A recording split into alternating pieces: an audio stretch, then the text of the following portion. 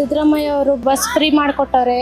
ಹೆಣ್ಮಕ್ಳಿಗೆ ಈಗ ಕೆಲಸದ ಮೇಲೆ ತುಂಬಾ ಜನ ಅಡ್ಡಾಡ್ತಿದ್ರು. ಮುಂಚೆ ಎಲ್ಲ ಕೆಲಸದ ಮೇಲೆ ಅರ್ಧ ಸಂಬಳ ಬರೀ ಬಸ್ ಟಿಕೆಟ್ಗೆ ಹೋಗ್ಬಿಡ್ತಿತ್ತು.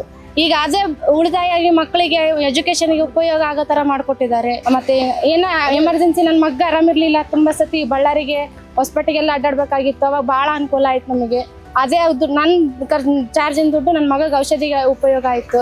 ಅದರಿಂದ ನಮಗೆ ಭಾಳ ನೆನೆಸ್ಕೊಂಡ್ವಿ ನಾವು ಅವಾಗ. ಯಾಕಂದ್ರೆ ಬಸ್ ಫ್ರೀ ಇರೋದ್ರಿಂದ ನಮ್ಗೆ ಆ ದುಡ್ಡು ಸ್ವಲ್ಪ ಸೇವ್ ಆಗಿ ಅದೇ ದುಡ್ಡು ನಮ್ಗೆ ಹಾಸ್ಪಿಟ್ಲ್ ಖರ್ಚಿಗೆ ಆಯ್ತಲ್ಲ ಅನ್ನೋದೊಂದು ನಮ್ಗೆ ಸಮಾಧಾನ ಆಯ್ತು. ಅಕ್ಕಿ 5 kg ಬರ್ತಾ ಇದ್ದದ್ದು 10 kg ಅಕ್ಕಿ ಮಾಡ್ಕೊಟ್ಟವ್ರೆ. ಅಕ್ಕಿ ಜೊತೆ ಜೋಳ ಎಲ್ಲ ಮಾಡ್ಕೊಟ್ಟಾರ. ಜೋಳ ಎಲ್ಲ ಹಾಕೊಟ್ಟು ರೊಟ್ಟಿ ಮಾಡ್ಕೊಂಡು ತಿನ್ನೋರಿಗೆ ನಮಗೆ ಎಲ್ಲ ಅವೇ 2,000 ರೂಪಾಯಿ ಹಾಕಿದ್ರಿಂದ ಅದೇ 2,000 ರೂಪಾಯಿಂದ ಪಾಪ ಒಂದೇ ಮುದುಕಿ ಇರ್ತಾರ, ಮಕ್ಕಳು ಮರಿ ನೋಡೋರಿರಲ್ಲ, ಅವ್ರಿಗೆ ಅದೇ ಔಷಧಿಗೆ ಅದಕ್ಕೆಲ್ಲದಕ್ಕೂ ಉಪಯೋಗ ಆಗ್ತಾ ಇದೆ. ಇಷ್ಟೆಲ್ಲ ಅನುಕೂಲ ಮಾಡಿಕೊಟ್ಟಿದ್ದಕ್ಕೆ ಧನ್ಯವಾದ ಹೇಳ್ತೀವಿ.